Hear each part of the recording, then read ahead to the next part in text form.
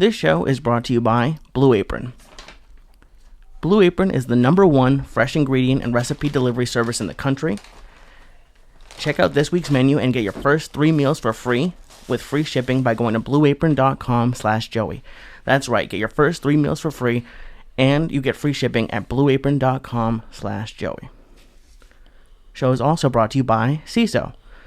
SEESO. CISO is the new ad-free streaming service bringing you bingeable, hilarious original series and streaming comedy anywhere on your phone, TV, tablet, and more. Go to CISO.com/Joey right now to get your first 2 months for free. That's CISO.com, enter promo code Joey.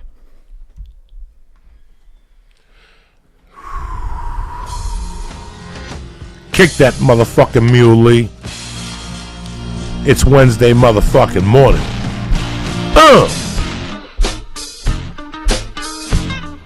Well, it's really Tuesday night, David Bowie's anniversary. Out of respect. The Church of What's Happening Now. The Flying Jew, Lee Syatt. And his Cuban uncle.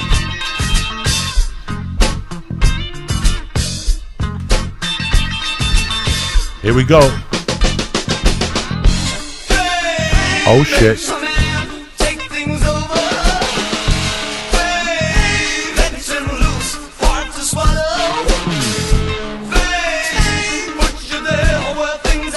Just when you thought it was safe.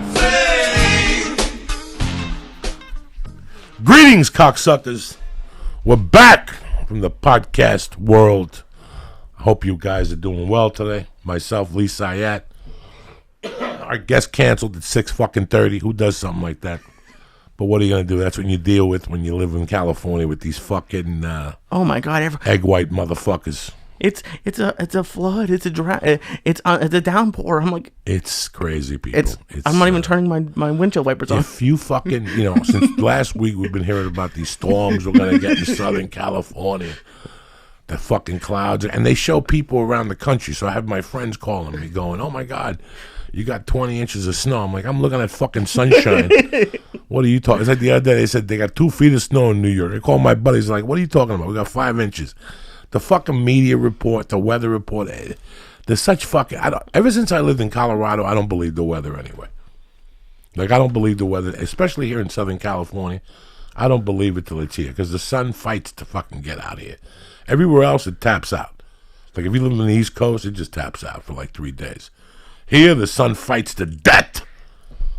They get moisture from the beach, something. The sun fights to death to get out of here. It's always out, and even here, where it's the same every day, they're always wrong. Back east, they're wrong just because stuff can change in a second. It doesn't take a fucking genius, Lee, that if it's raining here today, it's going to be snowing on the East Coast by Friday. It don't take a fucking genius. It's raining here today. It's going to snow in fucking Cleveland on Saturday. I knew it was going to snow. Once I saw the rain, I go, this ain't going to be fucking good. I was going to take a connecting flight. And I said, you know what? I'm going to squash that motherfucking idea. Because both connections, one was in Denver, which you don't know what the fuck is going to happen there.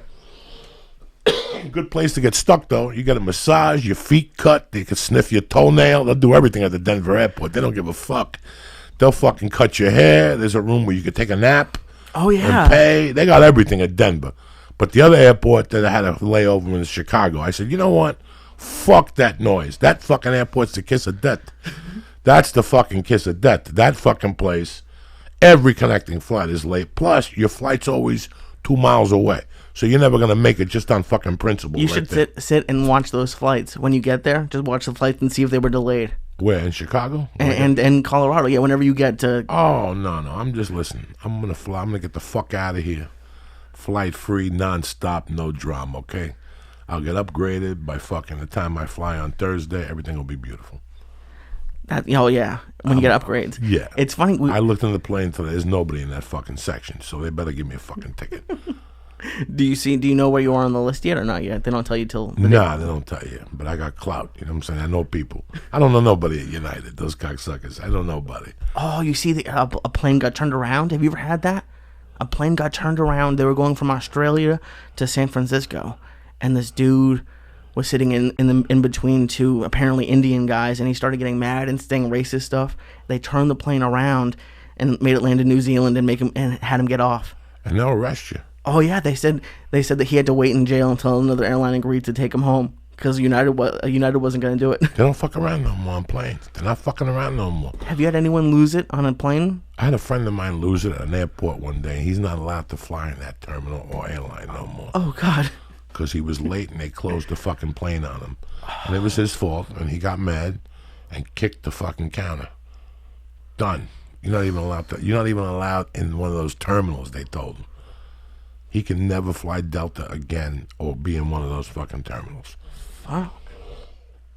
This was, I think it was after 9/11. It was like 2005 when it happened. We were talking about futures and being young, and we've been talking a lot about that Sunday, and we stayed after the podcast till about 1 in the morning, and we're just talking about life and generalities.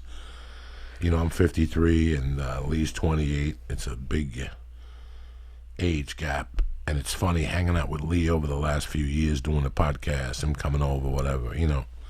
It makes me think a lot, and in the process of writing a book. And when I write the book, sometimes when I go back and read these things, I compare like my life to Lee's, and Jesus Christ. So I was telling Lee a week ago, I go, if I had a chance to do it all over again, once I hit 28, I would make a decision to become a millionaire by the time I was 40. Now, you people are going to say, why 40? Because when I say a millionaire, I say somebody who's well off. Not comfortable and not a millionaire, but somebody who's taken care of in every base. What's the best way to be taken care of when you're 38 to 40? Join the service when you're 18, do 20 years. Oh.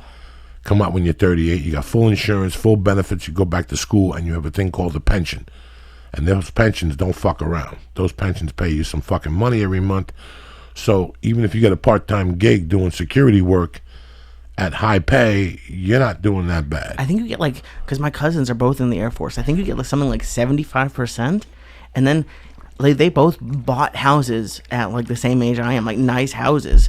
But they have the option to just live on base and just, as far as I understand, yes. take that money for 20 years of no bills. I wish, when I was 18, I was even nerdier and geekier now, so that wasn't even an option.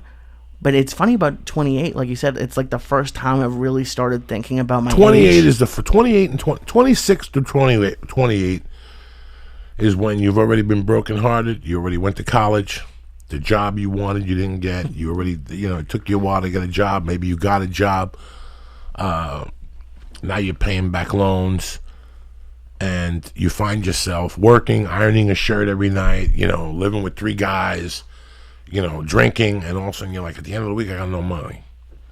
So you start thinking about your life. You go, what the fuck happened? 1 minute I was graduating college, and the next minute I'm living with 3 fucking guys. I'm broke. They're fucking mutts, It's a line from a comedy album, but around this time is when you figure out your dreams aren't going to come true. You realize they might not come true, which is just, it's weird. That's why the girl that won't suck your dick when you're 20 will maybe come around when she's 34 because she's already had crabs. The guy's cheated on her. You got a job and a heartbeat and a license. You're fucking solid compared to the guys she's been with. And remember, when she was 21, she was the queen of the fucking prom, and she had plans and futures. So, yeah, it happens to all of us like that. We start lowering our standards. But at the same time, listen, man, I didn't take life serious till I was 32. One day at 32, I found myself fucking broke. I mean, living from fucking garbage can to mouth, pretty much. Had a refrigerator that only had Snapple in it and beer. Never was there food in that fucking thing. I lived in a 1-bedroom, pretty much studio apartment. I had a TV, I had cable, but I was living like Rocky Balboa, which there's nothing wrong like that. But they didn't put you on this planet just to give up. Right. I love to just get by. If I was on my own, I'd live in this office. I've told you that 1,000 times already. I live in this office. I keep this refrigerator. You teach me how to get Netflix on the computer and the apps to watch the news and shit like that. I wouldn't go anywhere. $400, whatever. A car payment of $3, your insurance. That's it. I'm getting by. That means I could deliver pizza one night a week. That means I could do anything 3 days a week and make my nut and not worry about life. And not be responsible. Great way to live. I did it for a fucking long time. We've spoken about that guy, the homeless man who won't take your money. Right. How many homeless people do you think are they're just like, I'm just gonna enjoy my life from now on. Who cares? That's it. They're comfortable where they're. And listen, that homeless guy made his decision. When I see him over there and I try to offer him money and I bring him food, and I haven't seen him in a while. I drive in that neighborhood all the fucking time. I think the cops chased him out of over there. I don't see him over there at all. Maybe the last 6 months. But all that time I realized something in my conversations with him, that was his choice. He wanted to be there. Okay, and we're all at one point. See, I got married, and at one time I said, this is just too much. This is just too much to handle as a human being, because I was a weak fuck. And I was like, I can't handle this. I just want to disappear. I want to live like John Rambo. Work at a car wash 3 days a week, have a little apartment, eat cans, shit. But one day, man, you go, you know what?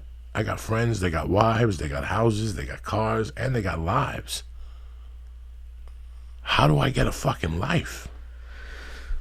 It took me to be 32. Now, at 32, I had a life.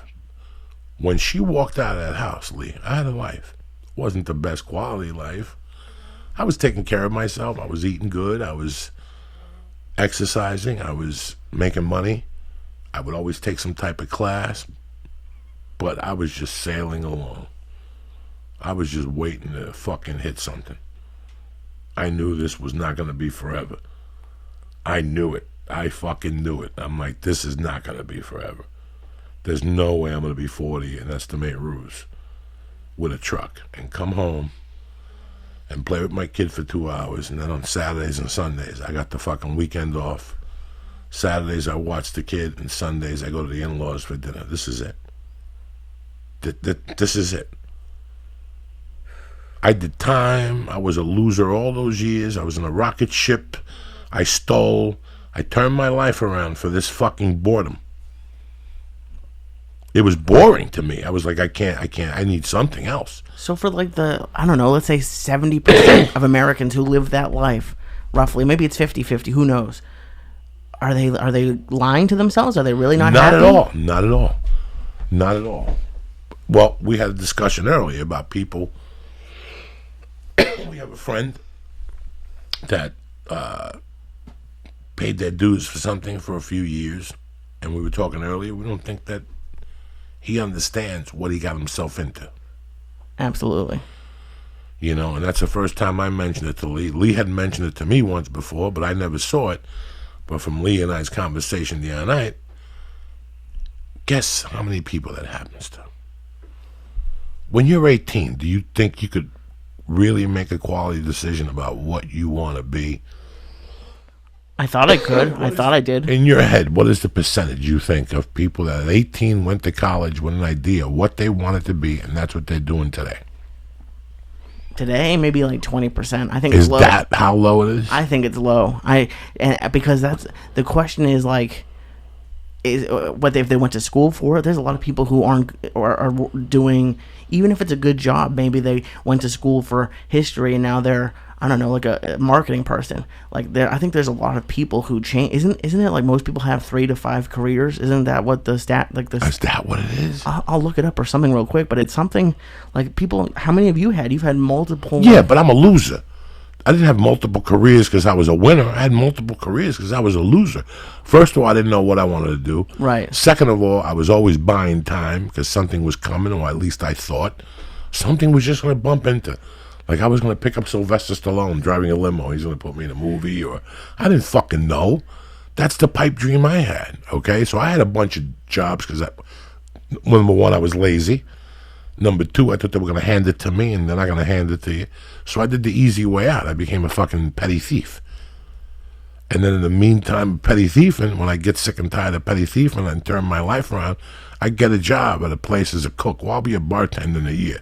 And after 2 weeks, I go, are you fucking crazy? Jeez. Are you fucking crazy? Because of the work to put in that you have to put into it? Sure, because of who wants to put work in? How can I come to you and go in 10 years, you're going to be a great comedian, Lee? You're going to go, okay, so if I get on stage tomorrow, January 11th, what you mean to tell me is in, what is it, 2027? I'm going to be a good comedian. I can't even think that fucking far.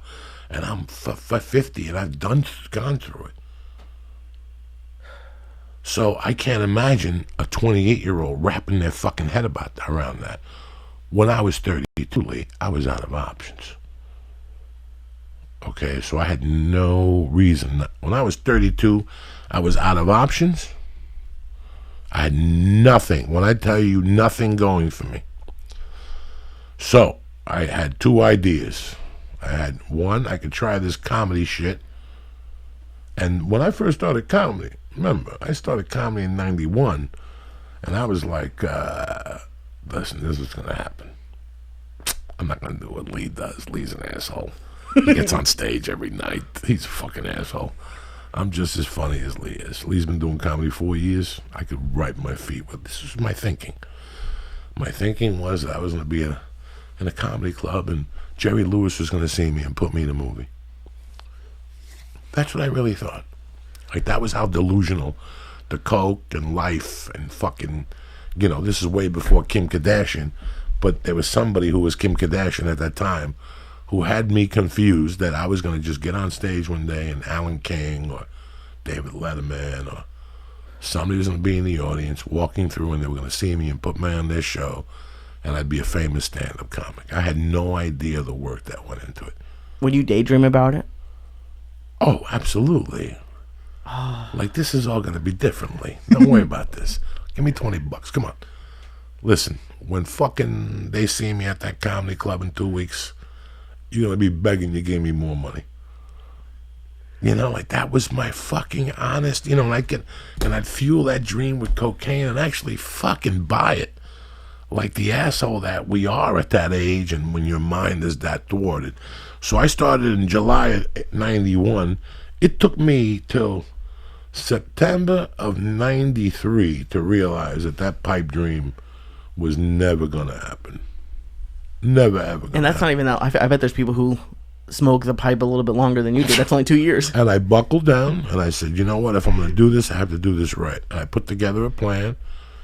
And I went back to Colorado, and all the plans worked out except for me being a parent. Okay, no worries.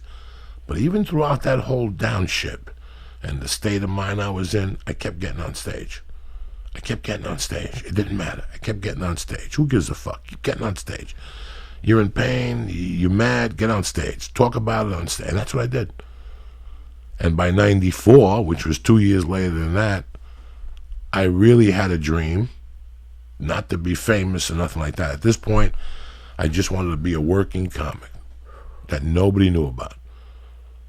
I would go and do triple runs and whatever, the company in Iowa, and I would work for Creative, and I would just travel around the country in a car and do comedy. I was pretty much set with that.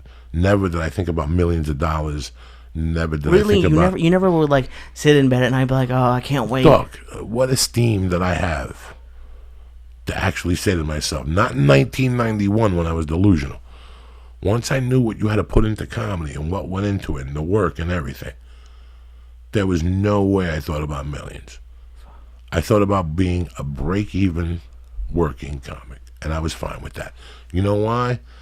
Because where I came from, the position I came from, that would have just turned my life around. If I could just be a working comic and stop stealing and doing drugs, I'd be okay. When I say stealing, I mean generalities, people. Just doing stupid shit. I'm not saying stealing. I'm talking about stealing fucking time and whatever from yourself. Stupid shit. Lee comes to me and says, hey, I got 5 rims. Give me $10. We're going to go sell them and make 50. Stupid shit. Then we get there and the guy don't give us a deposit or the check bounces. Kid shit that we didn't think out. That's what I mean by stealing, not, burger. Once 95 came, I wasn't doing none of that shit. I was just fucking doing comedy. If you had an 8 ball to sell, I'd sell it for you, that type of shit, Well, it must be hard. Was it hard for you to, like, stop looking for, okay, here, there's the next drug deal, there's the next, I could steal that, and then I can make, like, to turn that off, that mechanism off in your brain? Just because you've worked that muscle the same way you work jujitsu. Okay, when I got the longest yard, even at that point, if you come to me and say, I need an 8-ball, I'd sell it to you. You want me to bullshit you and tell you how I went drug? No. In 2004, if you came to me and said, I need to buy a quarter ounce of Coke, and I knew you, I got to take it to my brother. He's visiting out here from Boston, and the guy he worked for wants a half ounce of Coke. Oh, in a heartbeat. That's $200 in my pocket and a gram of blow. Why wouldn't? That's $3 for just taking a ride. But when I stopped doing Coke, it was the funniest thing. 3 months later, people were coming to me with cash. Like, people always thought I was shake. What's that word? Shady. So they would always like, I'll give you half now and half when you come back, that type of shit. Or, it was always one of those things. When I stopped doing Coke, 90 days later, I'll never forget one day, sitting in the parking lot at the Comedy Store. I went there to do comedy, obviously. And somebody came up to me, somebody I know well for a long time. And in their hand, they probably had $1,000. And they said to me, can you get me this much Coke the next 3 days? I have relatives in town. 10 years ago, I would have taken that fucking money, told them to meet them there tomorrow at 6, and next thing you know, I would have had a sudden gig in Pittsburgh, and I would give them the money in a week, and a no blow. That's the type of guy I was. I give you the money back, but there was going to be a couple days where I disappeared. I don't know what happened. My phone got lost. The pager got swallowed by the parrot. I was one of those dudes. You got your money. I always gave everybody their money back. Or I give them the Coke back and take a big chunk of Coke out of it, and they'd call me and go, Joey, what is this? Oh, that's the way the guy gave it to me. Well, I got to give it back to the guy. I can't give it back to the guy. The guy went back to Vegas. If you want, we'll drive to Vegas. Now the kid's stuck with it. I would do something shitty that way. Would it stress you out when people were like, where's my money? Where's my Coke? Like, Look at me. Do I look stressed out? No. Towards the end, I didn't give a fuck. I didn't give a fuck for a long time. Like, after I got divorced, I told you, I bumped into that dude that gave me the 2 pounds for the $8,000 that time. And I had another guy that gave me membership for the Mafia. He gave me money, and I signed him up to that. I gave him an application, and I told him where to mail it. I mean, this is the dumbest thing ever. That kid was calling me till about 5 years ago. Hey, I live in San Jose. I never heard from those people, but I did give you $2,000. I don't know what happened. Listen, meet me. I'll call you when I get to San Jose. And I'd never call him. That's how crazy I was. I used to hang out with this dude, Mike Roney. And I learned, when my mother died, I started hanging out with him like in 1980. And from 80 to 83, it was an education. Because he really didn't give a fuck. He would walk behind the store, take cigarettes, and walk out of the store right in front of you. It was our friend's store. And not look back, not even acknowledge him. And my friend pulled me over and his brother and said, bro, what's up with Mike Roney? He just comes in here, takes cigarettes, and walks out. There's some people in life that don't fucking give a fuck. I'm so jealous of that. I'll never forget him betting with a bookie, losing, and saying, fuck that guy. And the guy saying, come on, I'm going to beat you up. Come over here and beat me up. Fuck you and your fucking $300 bet. Fuck you. Fuck you. And I learned a ton from him. Because those fucks you use work from time to time. You got to tell somebody to go fuck themselves from time to time. So they work. There's a story one time. I was in Seattle. I was living in an office above Josh Wolf's bar. Josh Wolf had a Lobo Loco. And this is 1996. And what I would do is I would find grapes. In those days, I had a sports betting service. I got this fucking phone company to give me credit with no deposit. They gave me an 800 number and a phone line with, I don't know how unlimited, 10 minutes, 10 cents a minute. I don't know what this company, who they came from. I've never heard from them again. This is 1996. This new cell company, or Do you think there's like a $10,000 bill somewhere? oh. So I had a 1-800 number so you could call me, and then I had 2 different numbers to call out. And what I would do is, I had a guy in San Diego that had a huge sports betting company, but he only signed you for the season. Okay. A lot of people are like, why am I going to pay you $3,000 for the season? What if you suck the first month and I'm stuck with you?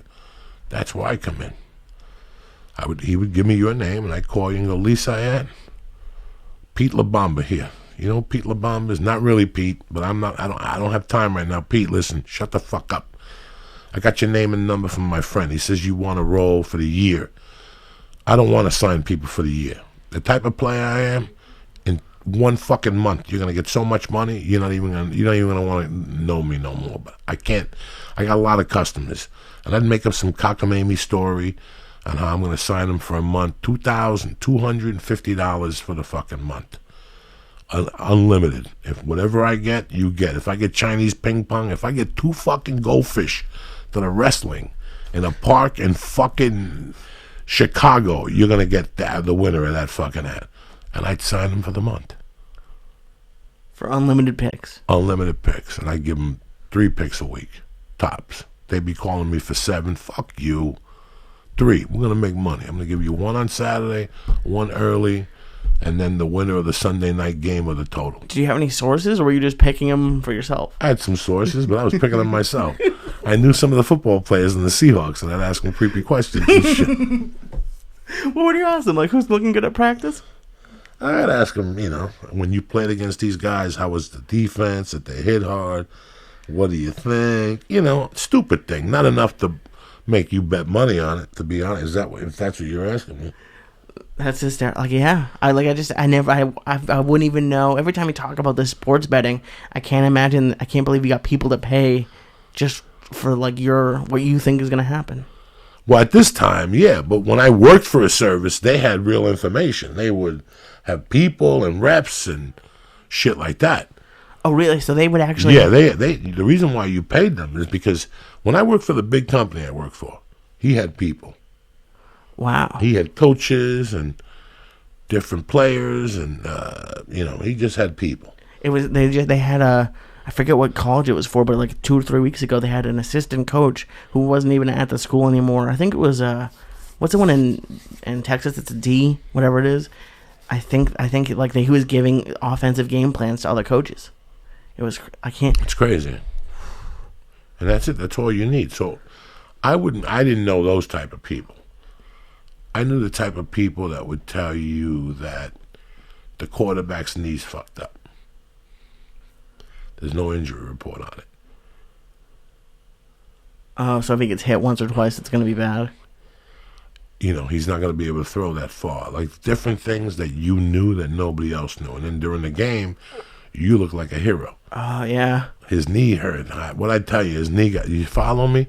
That's the information that impresses people. He was out all night. His God forbid, somebody he knows got hit by a fucking train. His mind's not been there for the last week. That type of shit. I know it's not available anymore, but was numbers just the easiest thing in the world? Because you didn't have to have any... It was just taking numbers. You were literally just writing numbers down. Yeah, that's it. Numbers are still available, but it's a one-man operation. And it's got to be in ethnic neighborhoods. Oh, you think they still do it? Yeah, they still do it. I know for a fact they still do it. If there's numbers and people have dreams, it's a great racket. The only thing that fucked it up was, when the lottos and stuff came in. But back to the story I was telling you. So I'm living in this office. I'm probably pulling down $800 a week on this little scam I got upstairs, which ain't bad. People sending me money to a Western Union, and then I would get you to go up there, or I would pick the money up. You could only go to Western Union a few times under your name. So I would go one time, I'd pay you $100 to go with me, I'd give Josh Wolf $100 to go with me, Gavin $100 to go with me, Brody $100 to go with me, and I'd send the money to their name. Oh, shit, and I didn't know they'd pick it that. up for me and just give me the money at the comedy club later. There's one right here. I knew all the Western Unions. I knew where they all were. So is that what they? I never knew what Western Unions were for. I never knew anyone had to wire money. Now you could send it to me on PayPal. Yeah. Oh Jesus. I don't even have to go to Western Union. Now you want the information? Give me a PayPal account. Send me $300 right now on PayPal. That's it. That's it. So I got this guy. Here's where it gets ugly. I was making money off guys, calling them up. Like I would be on the road, and on Sunday mornings I'd have to get up early and call people on a dime on a payphone with fucking quarters because I was on the road. I didn't have my 800 number. I'd have to call people and go, hey, Pete, what's going on? Listen, Joey, I'm on the fucking road. I'm on my way to Chicago. I'm sitting in a fucking box with the owner. Like, I just bullshit. And really, you're doing comedy and living I'm in in nowhere? fucking Portland, Oregon in a fucking hotel, and I hear a woman getting beat next to me and shit. And I could smell her hair on fire. And I'm telling this guy on the phone, I'm in the fucking Ritz. I got a butler. His name is Charles. He's massaging my anus, shit like that. Meanwhile, I'm in this fucking dump. And I'd say, I sent you the information. I'd have him Western Union me more money. I'd have people pick it up for me. I'd call Brody, wherever, where you at. Picked up that money. I'll see you Monday night at the fucking comedy club. And then I would dispatch my games. But anyway, I'm at a bar one night, and I start talking to this guy, and we're talking back and forth. Next time we have Josh on, he'll tell you. I think we discussed it one time. And we're talking about sports, and the guy goes, I don't have a bookmaker. I go, well, it's your lucky day. I got a bookmaker. And I did this for years. I did this with my ex-drug dealer. Oh, no. Yeah, I used to do this all the time. I just call you up and put a bug in your ear. But with this guy, I told him I could call him bets for you, and after a few weeks, I'll introduce you to the bookmaker. This guy was the kiss of death. He was giving me $1,000 to $1,500 every week. And sometimes I wouldn't take his action. So sometimes he'd call me if I didn't like the game. I go, listen, he's at a fucking game. Fuck. I want to get, the next day he'd call me mad. God damn it, I knew I could. Then when he'd call me, and if I liked the game, in fact, he'd call me first. And if I liked, let's say, Dallas, and they were playing who's Dallas playing next week? The Kansas City. Are they playing Kansas City? No. Kansas City's AFC team. Dallas is an NFC. Let me look it up. Dallas is playing Green Bay. Oh, you're right. Thank God I'm in this fucking room, and you're the sports guy. Let's say Dallas is playing Green Bay next week. Dallas. I don't know if Dallas. I don't know what this. I'm just making this up. Let's say Dallas is playing Green Bay in Dallas, and Dallas is giving 4 points. I love Dallas. I would when he called me and asked me who I liked, I'd pitch him Green Bay. Mm-hmm. Oh yeah, Green Bay's tough. In fact, I'm gonna bet $1,000 on Green Bay myself. Would you ever give him a winner just so he would keep doing it with you? No. He lost for 3 weeks. He would pick a winner, but by that time he'd be down $900, and he'd win $400. He still owed me the juice and the original $50. So I was getting them every week. Finally, me and Josh are going to Moscow, Idaho. We're leaving, and I got to meet this guy. This guy was my gas money. We had no money. The plan was to meet him. We're going to go have a big hearty lunch on Uncle Joey and fill that tank up and get a bag of weed to drive, to go, like doctors. We get down there. I go to collect from the guy. The guy's like, no, I'm not giving you the money. This is like the 5th time in a row I've paid you, and I still haven't met the mob guy. And I'm like, listen, he don't want to meet nobody right now. I need this fucking loot. And we argued for 20 minutes on the street. He was yelling at me. I'm not giving it to you. I said, I'm not going to argue with you no more. Either you give me the money, or you can't put no more bets in. And by 2 weeks, you're going to get a knock on your door. And I'm not threatening you. I'm just telling you what it is with these people. I did you a favor. Now you're going to do this to me? Now I got to go pay the fucking $1,200 for you? And I walked in the bar, and 3 minutes later, he came in. Okay, I'll give you the money, but next week I want to meet the guy. And that was the last bet I took from him. Absolutely. Oh, that's when you know to take your losses? That was it. And by the way, the line on Dallas is Dallas -4. Who the fuck you think you're dealing with? God damn it. At home. Yeah. In Dallas, yeah. And I didn't even know that. I just took a fucking lucky bet. God damn it. And Romo's quarterbacking. Is he really? I don't know. I don't think so. Saying. I'm just fucking saying here. But that was the mentality even then. Like when I got to Seattle, I was already on a roll. Like, I was already making moves. I was making moves I wasn't making in Boulder because I was focusing so much on what was going on with my child and the divorce that I couldn't do anything creativity, or sometimes you have all your energy in that. And that's what we were talking about the other day, today. I go, even sometimes when you have a girlfriend, the first year, I get it. I get it, man. I understand love. You know, I fell in love various times in my life. But the last time I fell in love was the only way I played the card right, and that's why I'm still with her 16 years. I played it to the T. I didn't give in the beginning. I stuck to my guns. I'm a comedian. This is what I do. There's no Christmas Eve. I'm working, you know, New Year's, I do a comedy show. This is what I do on your birthday. Guess what? This is what I do on my birthday. There's no vacation. You know, I made this from the beginning. So there was no lying. I always got burnt because I'm like everybody else. When a girl tells you, you know, I love cancer and muffins. Me too. As long as you give me that pussy, I love what you love. We fucking just talk shit to get into our pants. And then once after we get into our pants, we have to tell the truth. Yeah, it's after. Or you have to say, go home, or listen, I got to do shit. You know, and that's where it bites you in the ass later on. But it also bites you in the ass with relationships. It bites you in the ass with friendships. And where it really bites you in the ass is what we learned today. Business. 100%. Business. You know, today some guy hit me up from a Subaru dealer. Really good guy. Talks to me on Facebook from time to time. You know, and I've always told people that I worked with a lot of car dealers, and I worked with a lot of great salesmen. Okay. But there was one guy I sold with that was a psychological salesman. And he had a deal, and he goes, every time you do this, you will sell a car. I get it. 90% of the time, if you do it this way, you will sell a car. Until this day, I believe it. And the reason why I do not believe in giving away free tickets to comedy shows at all, is the same reason. 10 years ago, I could not sell this reason, but today I can. Why couldn't you sell it? Because all I had was my stand-up to offer.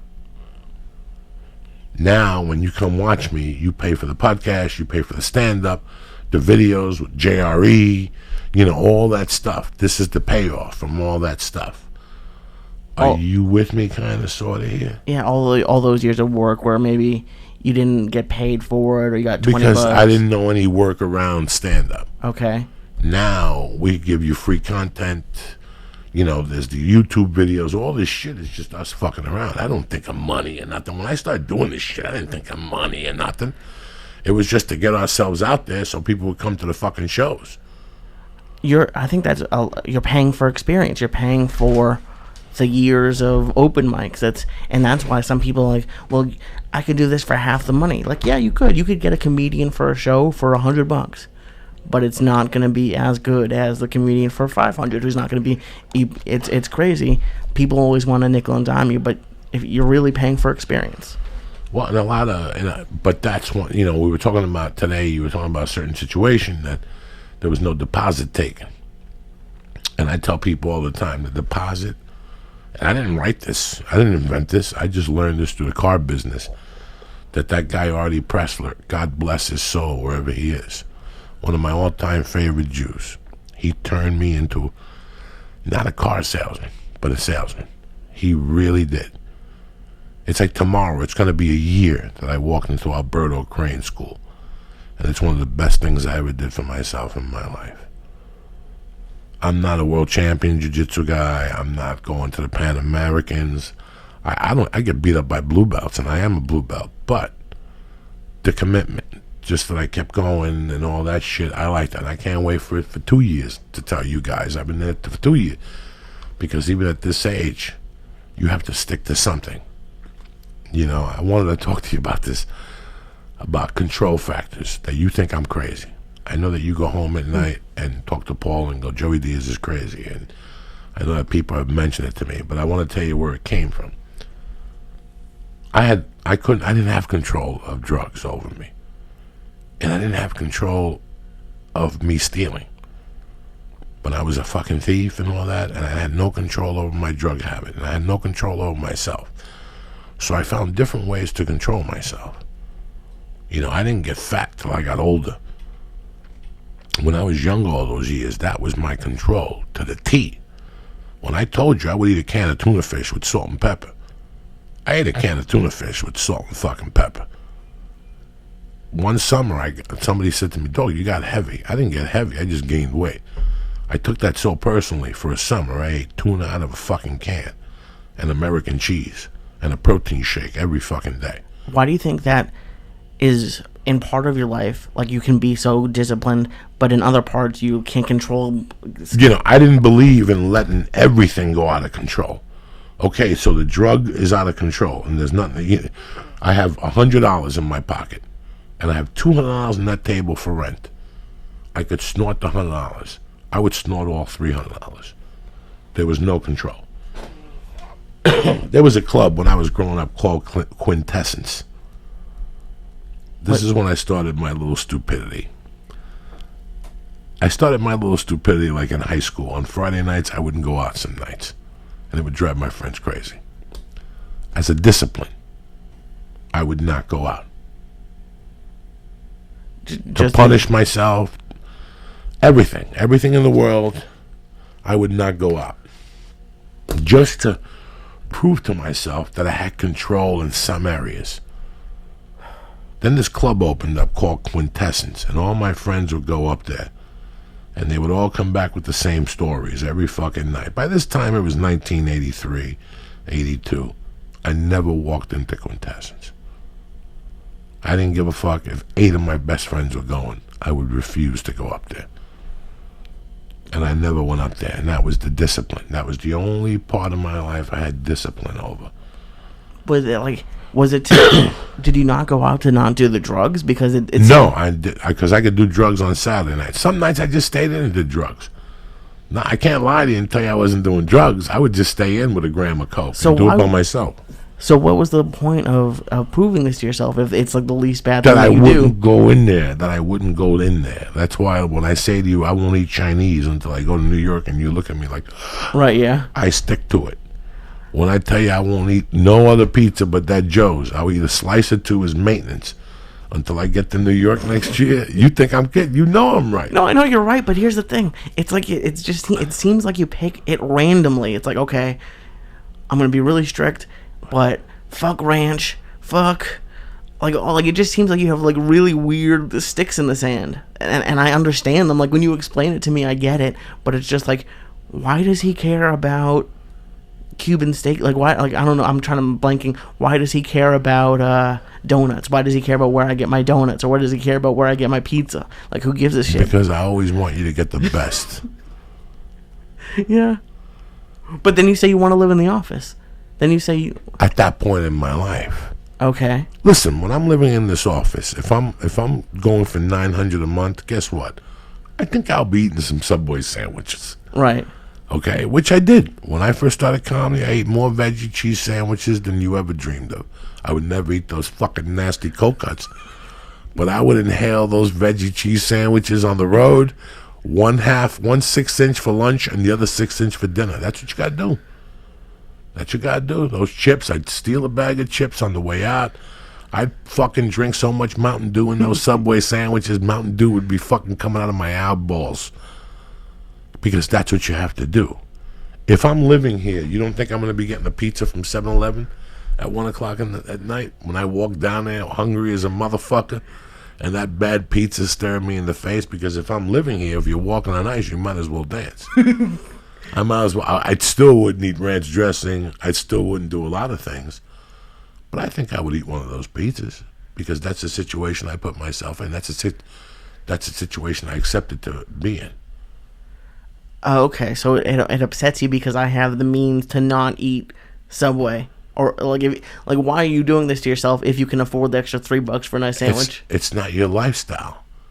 It's like you live in a 1-bedroom apartment. You live so very nice. You're neat, and all of a sudden you got this disgusting fucking pizza and disgusting wings at your house. That you look at the wing and they're fucking like gray, like it's an old chicken that got stabbed or some shit. Yeah, I don't know. and I think a lot of people do it. Like they sabotage themselves in a weird way. Like they'll work hard for other people, but when it comes to themselves, they won't work out or they won't work on their business. It's I don't understand why that happens. It's called procrastination. Every year I read that, The War of Art, every year by Stephen Pressfield. Every year I read that in January just to give me a little boost. And again, it's procrastination. And I can't use it more than the word of writing. When you first move here and you want to be a writer, you go to Samuel French and you buy every book in there and you read half of it. And then you go, fuck, I'm not a writer, because the only way you can learn how to write is to write. Is to get down every day and write for fucking 6 hours. And it comes together eventually. For a year I wrote shitty blogs with wrong spelling and bad pronunciation, but I learned how to write again. I mean, I was a comic. I didn't know how to write a fucking blog. I don't know how to fucking write a blog. What the fuck I know? I forgot about couldn't and wouldn't, and I forgot about you and your. I forgot about all that shit. I've been writing jokes in the car on a piece of fucking paper with a pen. What do I know about yous and yours and fucking this and that? But then why did you keep doing it? Like that's where I think the difference is that you kept doing it. And I'm seeing that. I never stuck to nothing, Lee. I was the kid that stuck to one thing in his life.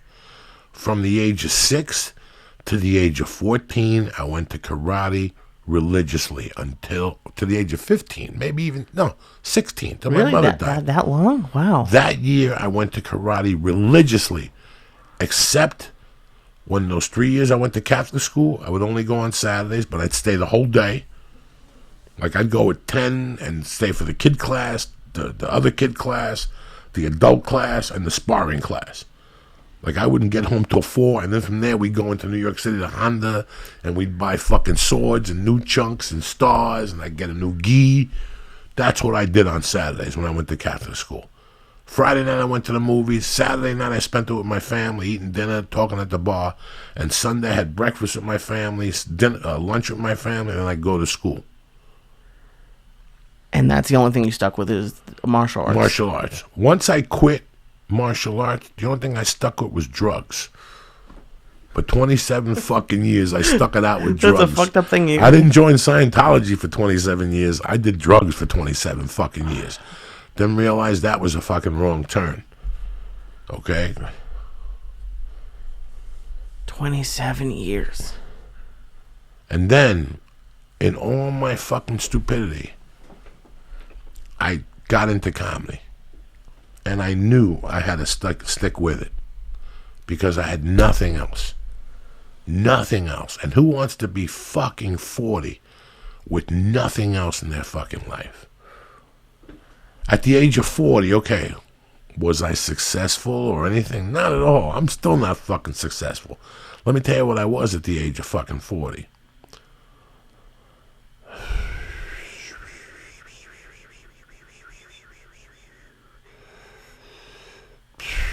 I've been on Mad TV, maybe.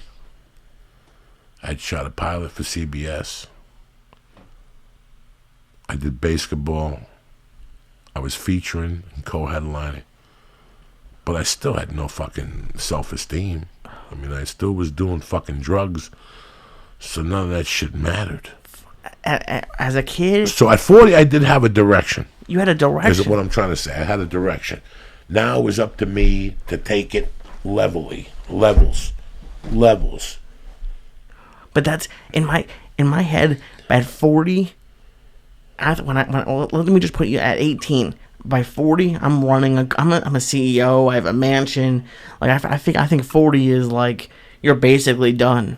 Like at 18, that's what I thought. Now 40 is only 12 years away. I'm like, oh shit. Because what we were talking about at the beginning, just going back, it says people change every 5 to 7 years. Careers. Right. Right now, but is it an upswing in careers or is it a downswing in careers? Not necessarily. It's Robert De Niro had that movie a couple years ago. I didn't see it, like The Intern. It says that you should have money saved up. Like this is an article about changing careers. You should have money saved up for the training period, which is it could be actually training, or it could just be the first 3 years of anything where you're not making 3 anything. to 4 years, you're not making dick. And that's fucked up because, all right, let's say I've thought about this before. Let's say it's 3 to 4 years to build up. Then you have 3 to 4 years of doing good, and then what? You get sick of it, and then you start again. So you have 3 to 4 years to make your nut. So let's eliminate that. Okay. So I did all that shit early, correct? Right. Yeah. I did all that shit early, and by the time 1995 came, at the age of 32, I knew exactly what I wanted to go for. Let's get something straight. Wanted to go for. Big difference than anything else. At that time, I was not thinking of movies or TV. I knew that was just a fucking pipe dream. I thought that even if I came to LA, I'd just end up a fucking extra. Okay, maybe if I was fucking lucky. But by the age of 40 now, at least I had a direction. Was I going to be Louis C.K.? Was I going to be Kevin Hart? Not at all.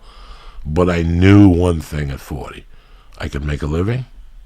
I was in the union now. I was going to get a pension. And I had insurance. And for a guy like me that pulled his own teeth out with a wrench, I never thought I'd had any of these fucking things. Wow. So you're content with your life at 40? No. But I knew I was in the right direction. Satisfaction is a complete different thing. How long did it take you to get to? Are you at satisfaction? Yes and no. Fuck. The satisfaction was that I made the right choice. That at least I stuck with it. Do you know what I'm saying? Like that's the satisfaction of it. That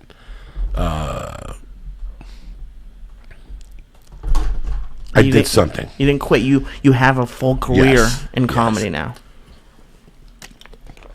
So the other career I picked up at this age was jiu-jitsu. And it's not a career. I just go to it. The first 2 years at VMAC and at Higan Machado was my first 2 years of comedy. Flip-flap, I do it a week here.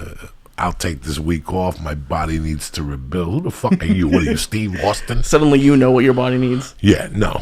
When I made the constant decision of what I wanted to do, when you threw me on my back that day and your gi ripped and I was wrestling in there with fucking the old guy Nick and John Budd, and I was still breathing heavy and I was still getting stuck in stupid positions, I said, this is it. I got to get into a program because I'm an anal type of dude. I want to do this right. And I just so happened to look on the webpage and they had a fundamental class. And that's exactly what I needed. I needed fundamentals, like in stand-up. I fucked around for 2 years. Now I understood what they were saying. Okay, you got to write jokes. You could improvise here, but you got to write jokes here. You could do this here, but and that's what happened this year. Did I improve that much in this year? Yeah. My breathing got a little better. I'm a little bit more comfortable on my back. Am I a world champion? No. But I know even if it takes me 8 years to put all the pieces together, I know that the pieces come together. And that's one of the many reasons I do this podcast.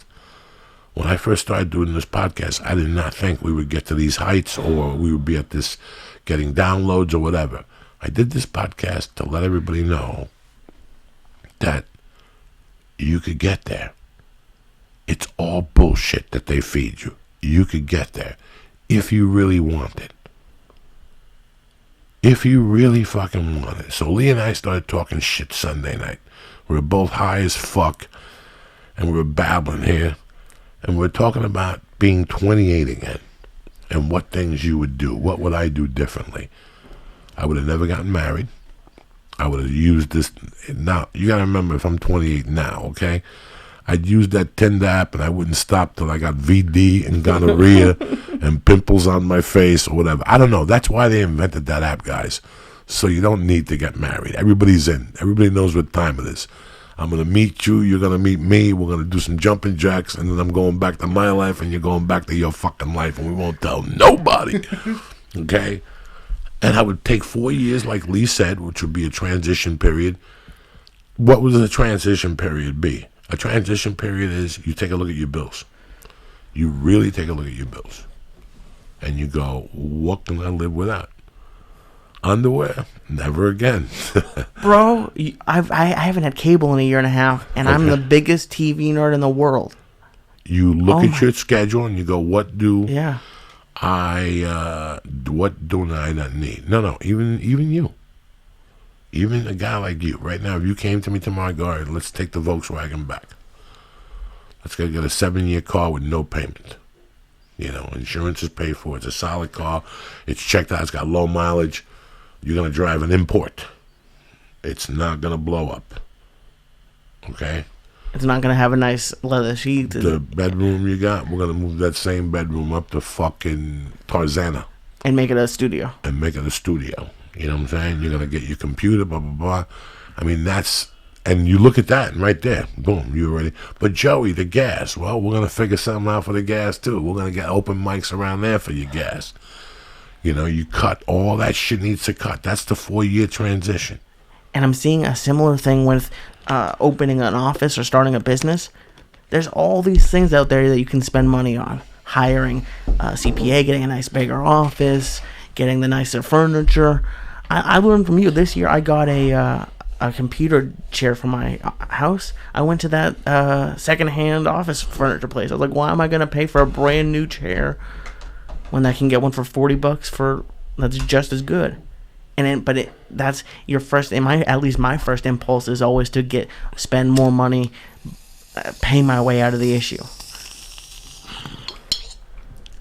I mean, I'm no fucking business mogul here.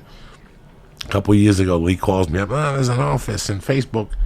It's $1,200 up in fucking Van Nuys. It had a view of Gelson's. It had a balcony. It had a smoking room. It had a visitor's room. And I looked at Lee and I go, Lee, this is nice, but it's a G Note LaRue. We still got to pay for commercial fucking internet. Tables, this, and we ended up in one office that was a dump. We got evicted from there. But look, it cost us 2 years, and we got a nice fucking office. We pay a nice rent in here. You know, we got to pay the commercial internet. There's nothing you can do. You can't beat those cocksuckers. And it's a business. It's become a little business for us, you know. But I can have exuberant cameras and a fucking team of producers, publicist, and a team of producers, and what'd you get? You got nothing. These people love to, when you see a movie and it costs $75 million to make. Did they tell you about the lobster tails they bought on that set, and the people who are making $22 an hour holding a fucking wire? Did they tell you about those guys? That same movie, you can make that movie for fucking $1 million. You can make that movie for $750,000 than what the studio paid $30 million for. But there's so much waste. You would sit there and die. You would sit there and fucking die. How many times have we had discussions and I start cutting stuff off and you go, but I don't understand. Because you don't need it. It's not necessary. I learned when I became a comic. When I became a comic, I shut everything down and got a pager for whatever it was a month, $7.95 a month. That was my nut. When I first started listening to you on podcasts, you didn't have a cell phone. Really? Yeah, with the very first Rogans, I think they talk about you getting your first cell phone. No, I got my first cell phone in 2004. Oh, fuck. Okay, maybe 2003, when I first got Really? Spider-Man 2, yeah. Oh, and there must have just been the I story. went right from the set of Spider-Man 2 to Sprint, and they gave me a phone for $200 a month. That was my credit limit, and if I was 30 cents over, they would shut my fucking phone off. Oh, Sprint. God. I started with Sprint a long fucking time ago. What do you mean I just got my pager? But to get back to what we're talking about, it's so, I think that a lot, like I see kids to now I talk to, Theo's 36. I mean, he's got a lot going on. But even a kid like him, he's scared. He told us on the show. He told us afterward. This is fucking weird. We're playing for fucking keeps here. And I really don't think that when kids go to college, they know what they're getting themselves into. You said something at the beginning of the podcast. This is the year of the podcast, folks. I don't know what to tell you. And I understand that you like to do a podcast. You have something to say. We all have something to say. So you have something to say, you're like, fuck it, if Joey could do it, Lee could do it, if fucking this mook could do it, if this mook could do it, I want to start a podcast. Right now, Lee's getting calls every other fucking day from 8 people a day that want to start a podcast. And they show up with these exuberant demands that Lee knows. It's not like, well, Joe Rogan's been doing a podcast for 8 years, one of the pioneers of podcasts. He comes to Lee and says, I want to do this podcast. These are limitations. Lee knows that he could cover the fucking spread.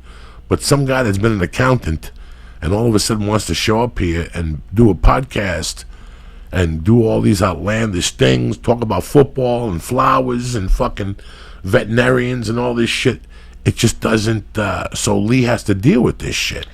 I think it goes back to what you were talking about earlier, expectations.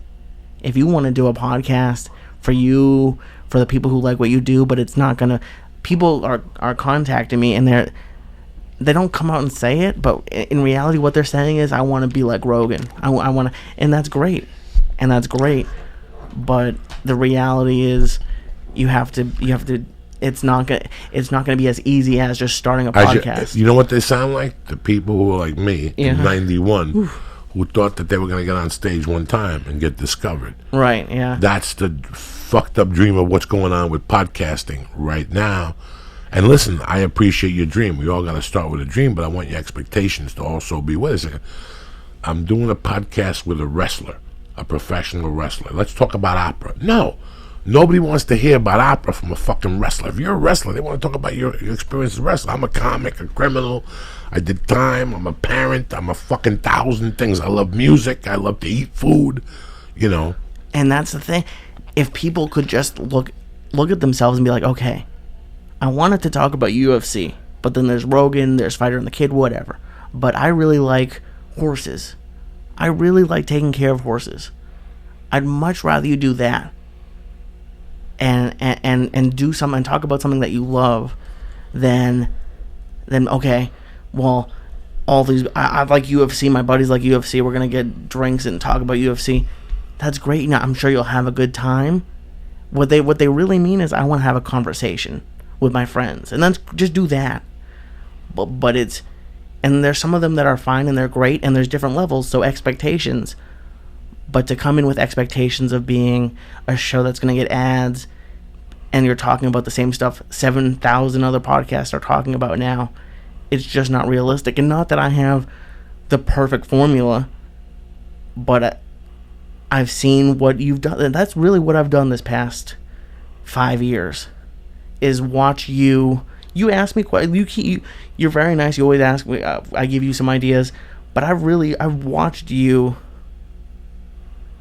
the moves you make, and that's why I get annoyed sometimes.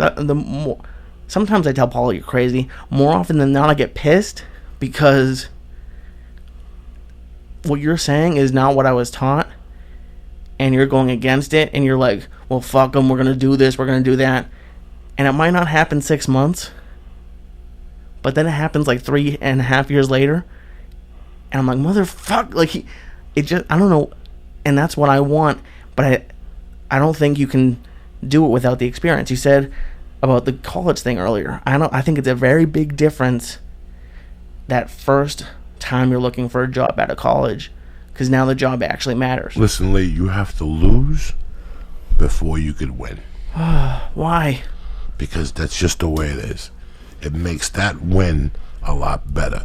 The moves you see me do are not because I'm better than you, or I'm pulling whatever on you, or because I've seen these moves already. And I've seen people who fall for tricks, and I've seen people who smoke for smoke and mirrors, and what they really want is 2 fat fucks talking. Right, yeah. So I could come in here with a 360-degree camera, and you can look at the pimple on my neck and the fucking dog shit on my sneaker, and it's very avant-garde, but we forget what the purpose is. When I went from being, what's the word you said? Shady? No, about Calculated? expectations. Oh, yeah. I went from having wild expectations to accepting what I had. I went from wanting to be, from a dream, from Letterman coming in, to me saying to myself, I'm going to keep working at this and eventually I turned my life around.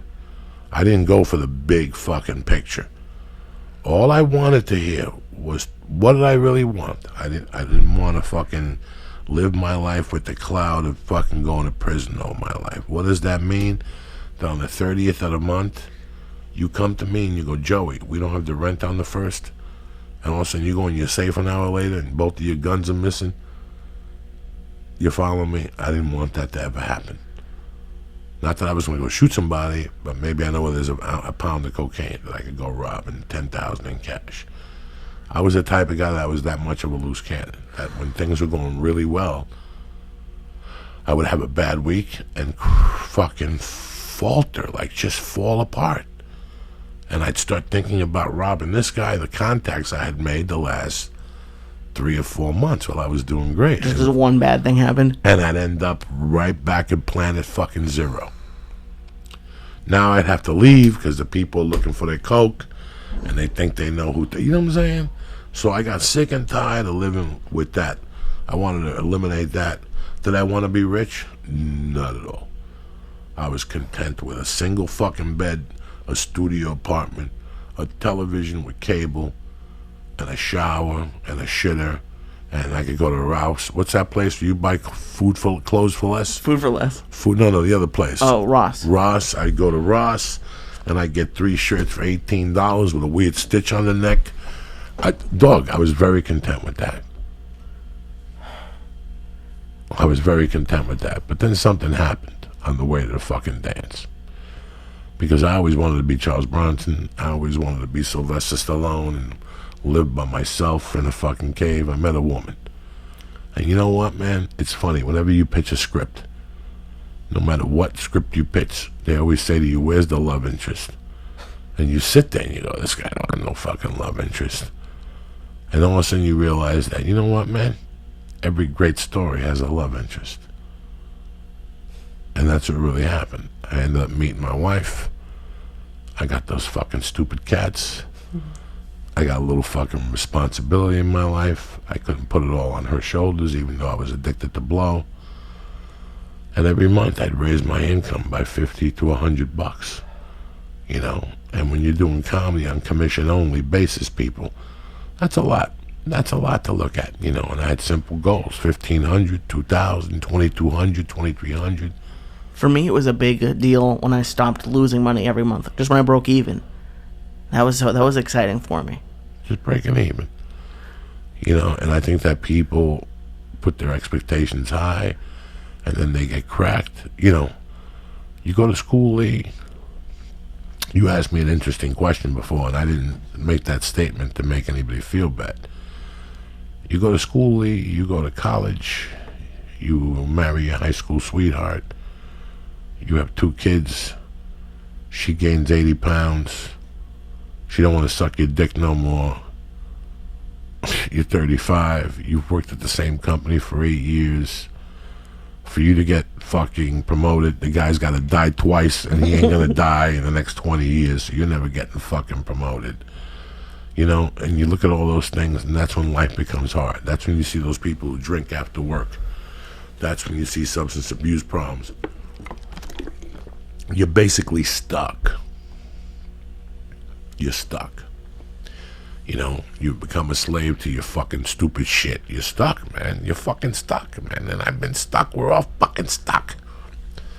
And that's why I think the career change happens. You know, I think that my wife, take my wife for example. My wife woke up in the morning and she goes, I'm fucking sick and tired of making money for somebody else, of taking care of other people's money. I'm going to take care of our fucking money. I'll do the paperwork. I'll fill all the taxes. I'll do all that stuff, and I'll take care of the baby, and I'll take a chunk out of here, and that's what we do. We make it fucking work, you know. But I think a lot of people, one day they get up, man, and they go, I'm not doing this no more. I'm going to go on my own. And that's where it takes a lot of balls.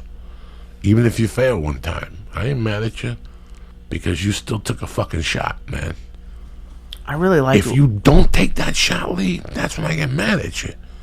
If you came to me in December and said, you know what, dog, I don't want to do the church no more. I love it.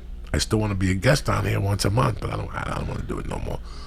I'm going to start this business. If you go and start that business and after 6 months you don't like it and you want to come back, am I going to goof on you a little bit? I got to goof on you for 10 minutes because you made me feel bad on the way out. But at the same time, I got a different keen of respect for you. Because now you know what happened? You become a dangerous man. Okay? You become a dangerous man. You know, Lee, it's going to take a lot for you to punch me in the face. But if I kick you in the stomach real hard, you'll punch me in the face. The same thing happens with life, Lee. Sometimes you need fucking life to kick you in the fucking stomach. And you know, Lee, I feel bad for you. You ready for this one? Sometimes it kicks you once or twice or 3 times. Did with your dad. Absolutely. Your mom got kicked once or twice. Everybody takes a stripe once or twice. It's how you fucking come back from it, brother. If you're going to get depressing and go lay down, but if you come to me and go, Joe, I got no money in my refrigerator, dog. But I got an idea. I want to start a podcast. I already talked to this advertiser. He's going to give us $300 a month. I can work with you. You know what? Go by the house, take the groceries. I'll give you $200 later for groceries. There's people who bounce back from that shit, man. You know what listen. Let me tell you something. I'm going to look you in the fucking face and tell you something. If you think prison was a kick in the stomach, to me, it wasn't. Oh, my God.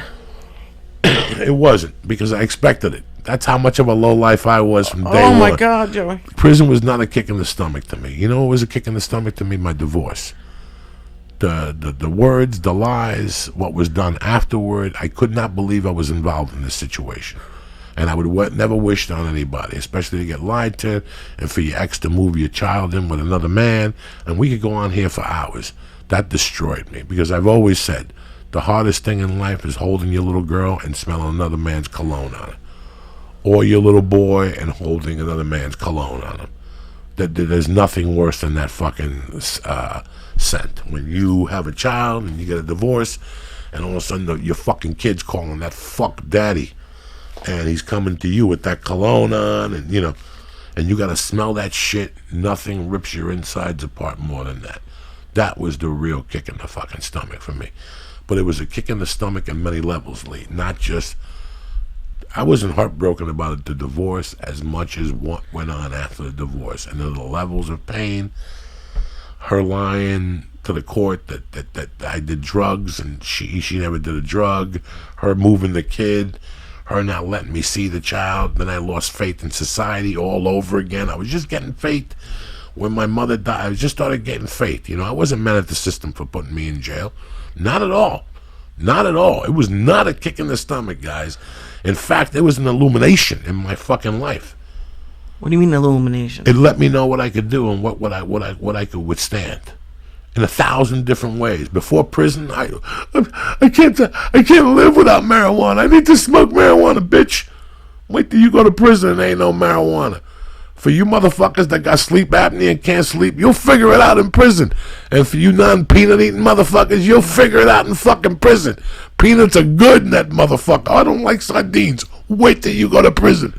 Wait till you and your 3 black buddies are eating sardines, watching a basketball game, eating saltines and shit. Those sardines dipped in fucking mustard. Those are good? Oh, like a motherfucker when you're in prison. Ask me how many sardines I've eaten lately. How many? Zelcho. Let me give some shout outs to get this party fucking started. You know what I'm saying? It's a weird animal, Lee. It's a weird, kicks in the stomach, you're going to get them. And I'm fun. Now, this is the beauty of it. There's some kicks you can't avoid. There's a thing called life. But there's kicks you can't avoid. Those are the kicks I want you to avoid. I kept those kicks to a minimum. But people are going to die. Things are going to happen to people that are loved and close to you. And they take a little bit out of your wind, little by little. You don't even know it. That dude that died that you knew, that you didn't really know, they all take a little bit of the wind out of your sails. That's why eventually you end up dying. Because the wind, you know what I'm saying? Like, you lose your spirit in a way, But what about when you have a wife and everything's going great, and all of a sudden you cheat on your wife or your receptionist that's 18 and her pussy's tighter than death? And next thing you know, she calls your wife, and now your wife throws you out of your house. You just got kicked in the fucking stomach. And now the 18-year-old's going back with her high school sweetheart because he de-virginized her and taught her how to suck dick. And he promises he won't fuck the teacher no more. So now she goes back with him.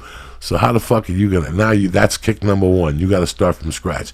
Everybody at your job knows you're a degenerate fuck over an 18-year-old piece of pussy. You're probably gonna lose your job. So now what are you gonna do? Now you have to zero in. Now you got to really zero in.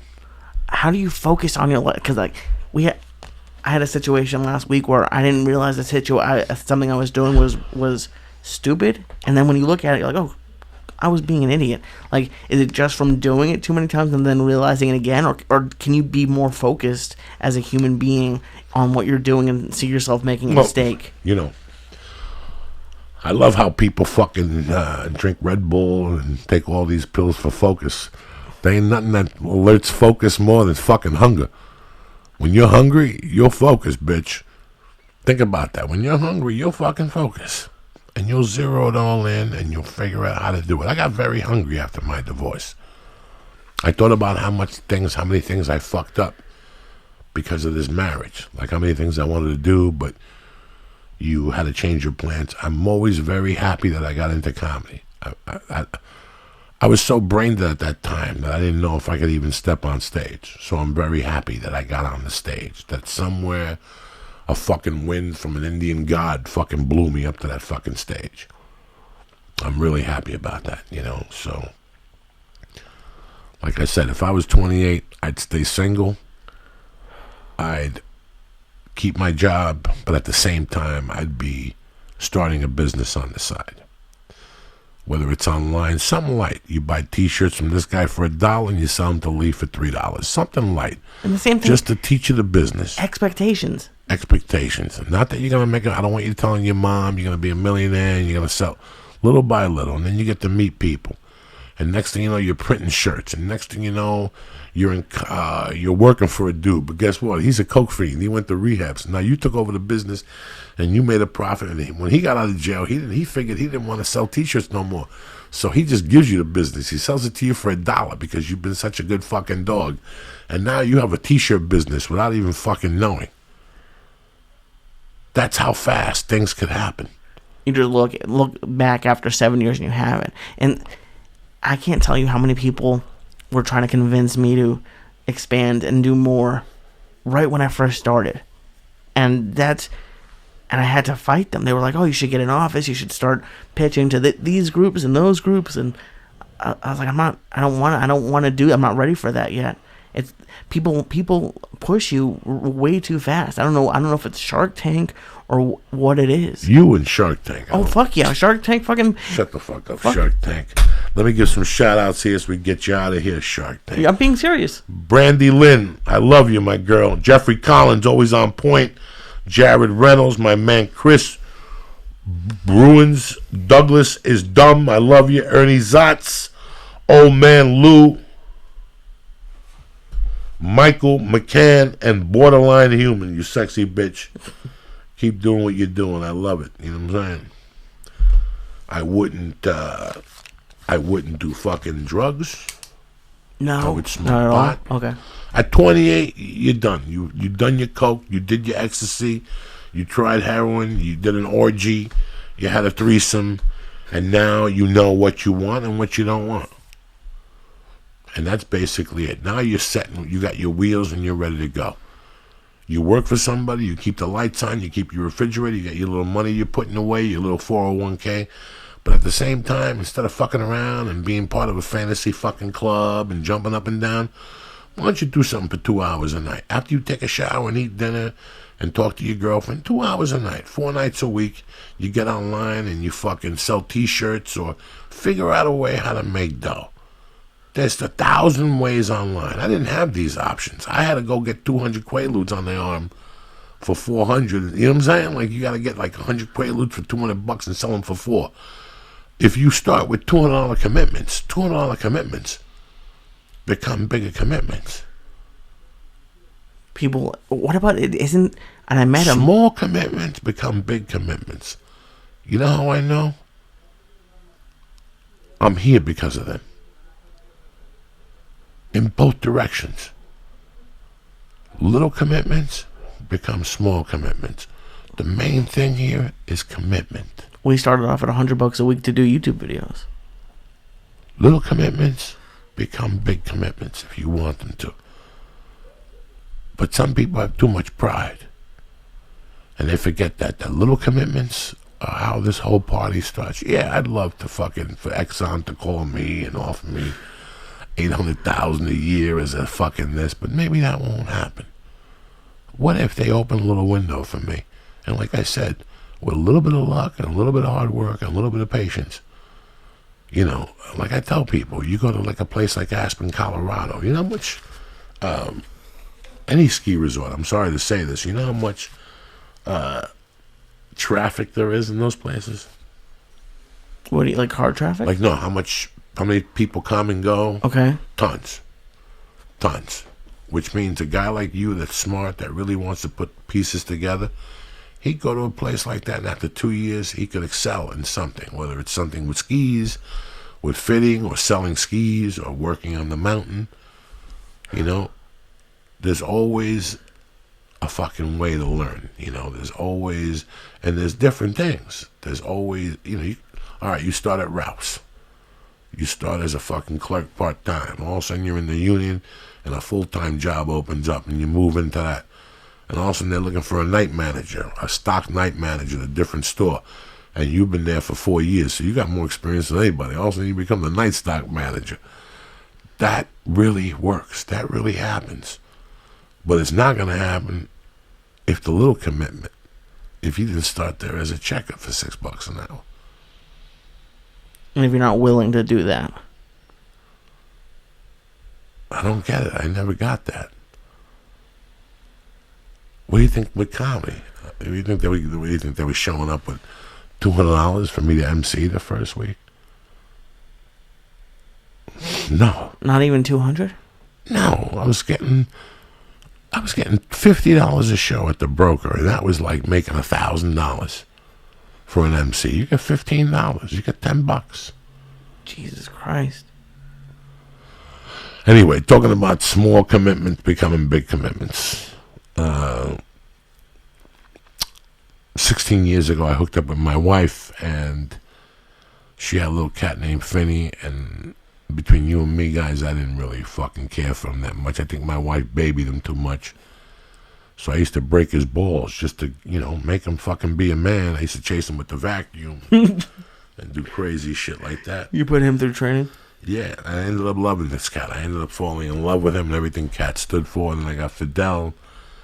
Then I got Sissy, and we just had a nice little cat family. And then like a year later, kittens started popping up, and this cat started killing them. So my wife saw them. They were living on a roof, and she saw the kitten fall off the roof and bleed from his nose. And the mother walked away from him because if she brought him with him, he'd attract other cats and kill him. So they left Dimmy there. So my wife brought Dimmy upstairs, and then one day I was going somewhere like a day later, and there was a little bald gray cat. And I kept calling my wife, there's a gray cat that won't stop meowing. And my wife called me back, and then she goes, leave him out there. We can't bring him upstairs. And I'm like, but he's fucking beautiful. And then she came home, and we brought him up, fed him, and then that's Harry today. And then we had 5 fucking cats. And then all of a sudden, a year later, 3, there was still fucking mating out there. And now there's 4 cats out there, and we're trying to give them away. And anyway, to make a long story short, this Super Bowl Sunday, Anthony Anderson's going to be having a new show on Animal Planet that I shot like 2-3 months ago, and I actually told the story about my super bad cat, how I made a promise and stopped snorting coke, and that was 9 years ago, and Superbad's still alive, and they enjoyed the story, so they asked me to put together a presentation and give it to them, and they're going to make a decision whether the network wants to work with me on a weekly show, and it would be like a Joey D. I'd be like an Anthony Bourdain of cats. I would go to Miami and visit this place, and go to Detroit and talk to these people who make saddles for cats, and go to New York where these guys are taking pictures of cats with gold and drugs and guns and shit like that. And people love their cats, and there's a lot of people love their cats, and it's so weird. Like, I'm not a cat fucking know-it-all, but I know the main thing about a cat is they want to be loved. That's it. You know, they just want to be fucking loved. So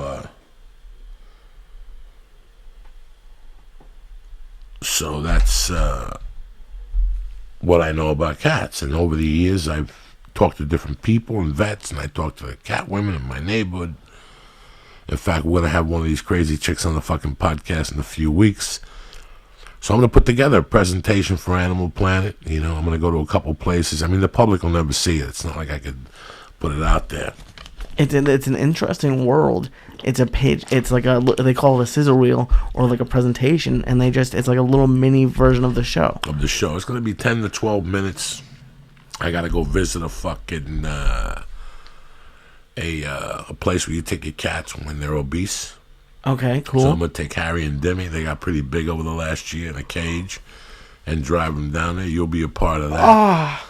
And then I'm going to go That's talk the coolest to, thing you know, ever. I read this book called Cat Wars, and it talks about the American public killing all feral cats because they're killing our birds and our rodents. But then, you know, I read where Disneyland releases cats at night. They have stray cats and shit. They feed them so they don't kill the fucking rats and the rodents. They feed them so the scent throws the rats off, because cats are very territorial.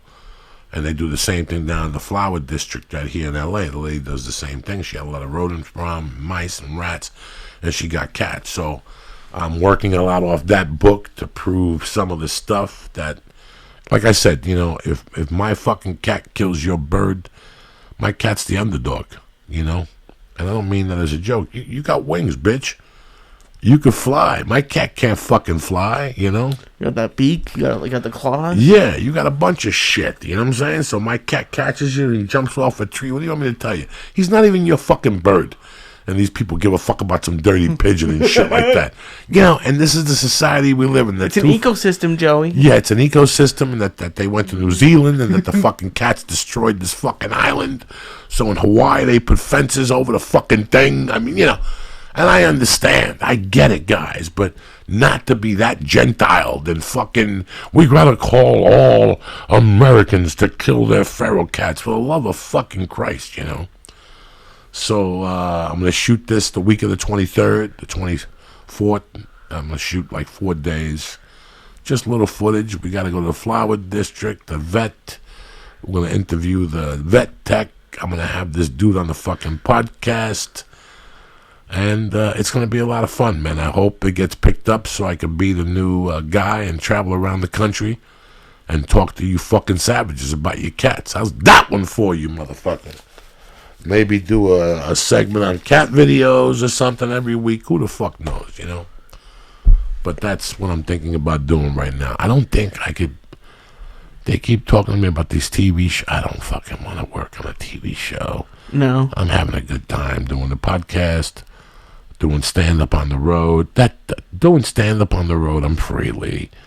I can't. I'm too old to be in a fucking trailer all week. And I'm too old. That was great when I got here and I was 30. I kind of liked it. I don't like it no more, Lee. And I'm scared because I might lose my insurance. I got to act every year. If not, they take away my insurance. But I just don't know what the fuck to do. I'm not in the mood. It's got to be something I want to do or somebody I want to work with. Like Mark Maron's show. I had a great time, you know. I just don't want to do it no more. Yeah, but you like cats. That's really cool. That you get to focus. How has the process been? Because you always say that you like to try new things, and this is something that I've never seen you do at all. Well, they approached me, and they asked me about what ideas I had and what they were looking to do. And is that nicer than having to approach them and pitch them, to have them be like, hey, how do you feel about this? Yeah, it was great. It was great to have them. Now at least you're 50% of the fucking door. Yeah. You know, they want to see what you got. So I had to really sit fucking tight for like 2 weeks because I don't know about this world. It's not like I could call somebody and I just thought about what was going on. And then I learned a lot from the 2 guys in development at the company. They contacted me and we went to lunch and we just kept talking and emailing. So I learned a lot from what they wanted to do. And then I just took it back to simplicity. This is just, I have to tell Animal Planet my story and why I want to do this and what I'm going to bring to the fucking table. So I started my own little thing. I got to interview my wife. I'm going to go down to Hollywood to show them where I got the cats from. I'm going to show them just like 2 of the cats. I'm going to show them me driving the cats with my wife down to the vet, and then me talking to the lady at the flowers thing about the book and what she feels and what she does to control it. And then I'm going to set GoPros around my house so at night you could see when I get home stoned to the gills how my cats jump on me and we play and shit like that. And that's how the show ends, with a little family type thing, you know what I'm saying? Yeah. What kind of thing, Joey? Like, the Waltons. Remember the Waltons at night? They'd say, "Good night, Jimmy boy." I believe in that. I like that. The fucking dudes, the Duck family, at the end, they always prayed. With me, I want to show you the end of the night. Me sitting there with my pajamas on, drinking a fucking glass of water, and I got Superbad, Demi, and Harry on my lap, and I got Gray on my fucking neck. I want to show you people that. So. Well, you always see in TV shows, you always see the dog at the end of the bed, but you don't really ever see cats. Always like no, they don't come on my scary. bed. I have no animals in my bedroom. Well, no, I'm not saying you. Yeah, do. they don't come in my bedroom. I don't want no fucking cats in my room. They're a pain in the ass. No, but you interact with them. Yeah, absolutely. Why have fucking animals if you're not gonna fucking interact with them? Yeah. I live and die for those fucking cats. Anybody who knows anything about me, I live and die for those cats. When I'm home, let's say I'm home for 4 hours every day, I gotta tell you something, people. For 30 minutes, I'm picking one guy up and giving him love. I'm brushing the other girl. I'm playing with the other one. You have to do it. You have to mingle with them every day and I do something. I touch them all before I leave. Every day? Every day. Before I leave, I touch all their heads. That's how superstitious I am. If Demi's close by, I'll kiss him. If I could kiss Gray, I'll kiss her. But who's ever sitting there on the way out, they get their head touched. Do you have a specific order? Lulu's always the last one because she's by the door. Really? She hides by the door? No, she just sits on that chair. In fact, when I walk in, Lulu's eyes look at me like, touch me, so I'll touch her. I'll grab her head, and sometimes I sit next to her, put my bag on the floor and just rub her. And then I'll talk to my wife from the living room, and she'll stab me. She's got sharp nails, and she'll just fucking stab me, so I gotta pay attention to her. Lulu's a real sweetheart. Lulu's one of my all-time favorite cats. A lot of love there for a female little girl. She's a good lady, and she's tougher than fuck. She just doesn't, her and her sister are tough. They just don't floss. You know what I'm saying? No. They don't fucking floss. So I hope it's going to be an adventure. It should be fun, and that's what I got for you. That's awesome. Listen, this weekend, Thursday, Friday, Saturday, I'm in Hilarities, Pickwick, and Frolic downtown. Do me a favor, come by and say hello. Friday night late, my man Stiop is coming. Stiopic, Makukik, whatever his fucking name is, the UFC champion. Yeah. He's coming. Then next week, I'll be at the Tempe motherfucking Improv, and that's always, I've been going there since 1997. They don't fuck around there, so that's what I got going on, man. I'm happy you people listen to that. I'm sorry about the guest canceled. We tried to give you the best we can. We had some nice fucking conversations tonight. I really wanted to talk to you about that 28 thing because I know there's a lot of people who listen to this podcast, man, that are thinking of starting a business. I get a lot of emails during the week, people asking me questions, and that's it, man. Listen, start your business. Start your business. Start your business. I'm not telling you to quit 100%. There's a time to quit. And then go to Shark Tank with Lee and get mind fucked. You don't know Shark Tank. They fucking rob you for everything you have. I'm coming for you, Mark Cuban. Anyway, I want to talk to you people about something. I was never really a big fan of Saturday Night Live, but somebody told me they went on CISO and they saw the pilot with George Carlin, and they watched it, and they enjoyed it. So that night I went home, I clicked onto CISO, and I watched Saturday Night Live, and I got to be honest with you, I've been watching some of the Eddie Murphy ones, laughing my fucking ass off, all right? What's the best thing you bought for fucking $3.99, Lee? You know? CISO has an endless supply of top-shelf comedy, literally months' worth of exclusive originals, face-melting stand-up, and next-day late night, and a great catalog of classics. We all have our own little unique taste, you know what I'm saying? Like I said, I like Saturday Night Live, the early ones. You might like the show with that kid with the suit, Paul Tompkins show, which is L.A. real estate or some kind of funny. With CISO, it's your comedy. Get your comedy the way you want it. CISO's the place for comedy. They won't tell you how amazing they are, but we will. CISO is amazing. They put my special on, and I owe them to the end of time. It's comedy for comedy nerds, by comedy nerds. Again, the stand-up special from Nick Doon is on there. My girl is on there. Janine Garofalo's on there. Listen, those specials are hilarious. If you want the best new original comedy, you want CISO. CISO is spelled SEESO. Is the new ad-free streaming service bringing you hilarious original series, hand-picked classics, weeks of stand-up specials, and more. Bingeable comedy, anytime, anywhere. Every episode of SNL ever, including new episodes the day after they air, The Tonight Show starring Jimmy Fallon, and Late Night with Seth Meyers the day after they air. So if you miss my girl, what's the blonde that came on here and killed on Jimmy Fallon? If you miss her, Eliza, you go on to the next day, and bam, they have classics like 30 Rock, Lee's Show, Parks and Rec, and Saved by the Bell. They got original comedies, The Original Office with Ricky Gervais, and the entire Monty Python catalog. Listen, shit. Discover the new big names in comedy and watch the icons before they made it, like Louis C.K. when he had hair, Hannibal Buress, Chelsea Peretti, Amy Schumer, Bo Barnham, and a lot more. Plus, you get to see your Uncle Joey on there, all right? They got critical acclaimed originals and exclusive content, all right? So do me a favor. If you're serious about comedy, go to CISO right now. And to my listeners, you get CISO free for 2 months when you use promo code Joey at the checkout. Shows you can't get anywhere else, all right? Original series like Take My Wife and Harmon Quest to all 40 years of SNL.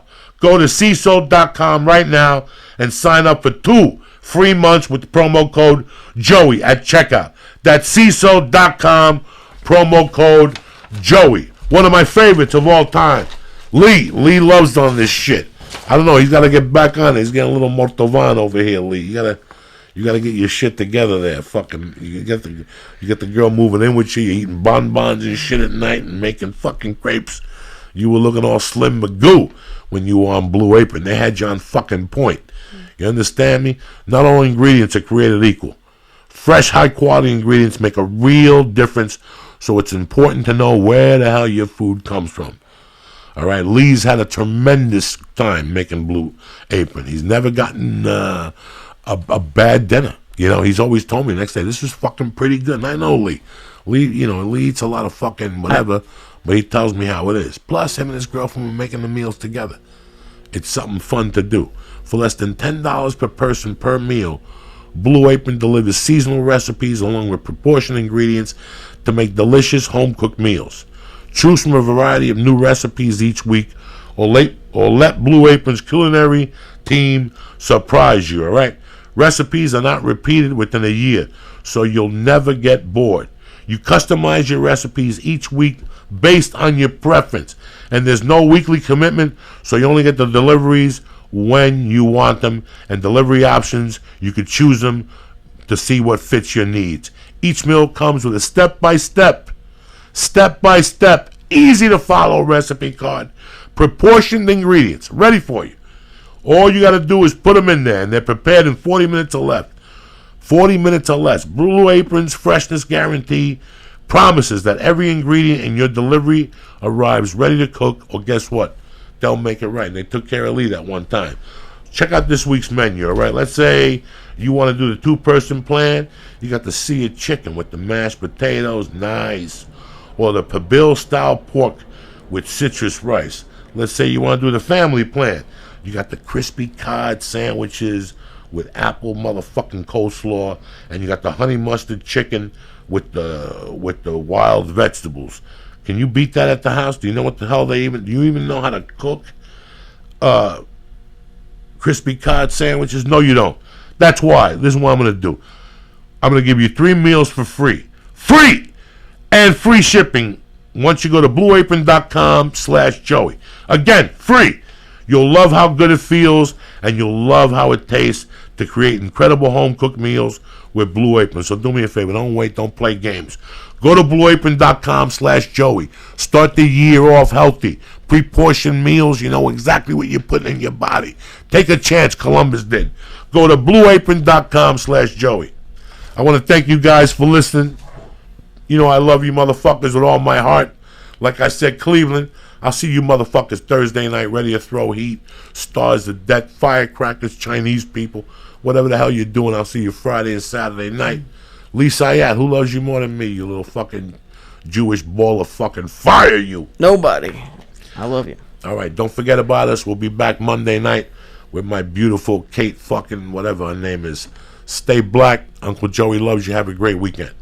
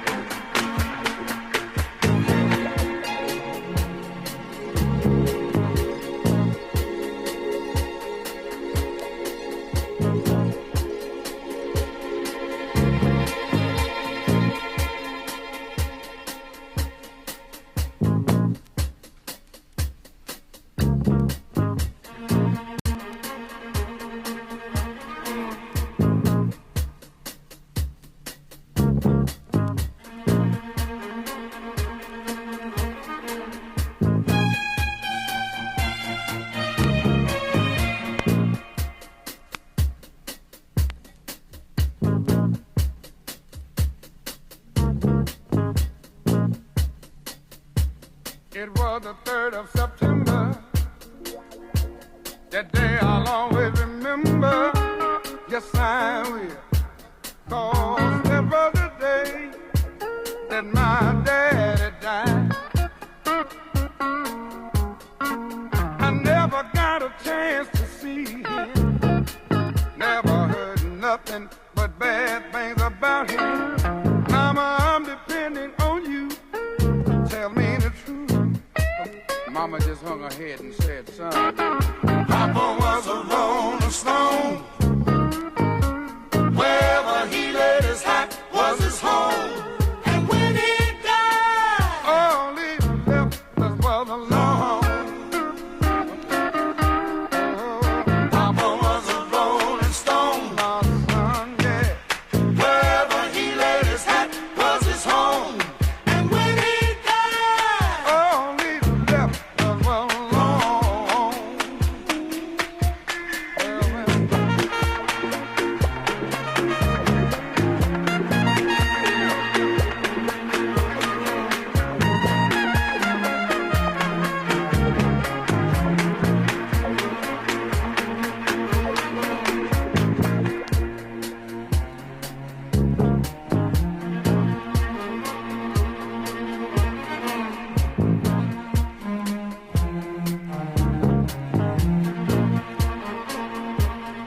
Hey, Mama, is it true what you say that Papa never worked a day in his life? And Mama, some bad talk going around town saying that Papa had 3 outside children and another wife. And that ain't right. Heard some talk about Papa doing some storefront preaching, talking about saving souls and all the time leeching, dealing in that and stealing in the name of the Lord. Mama just hung her head and said, Papa was a rolling stone. Wherever he laid his hat was his home. And when he died, all he left was alone. Hey, Papa was a rolling stone.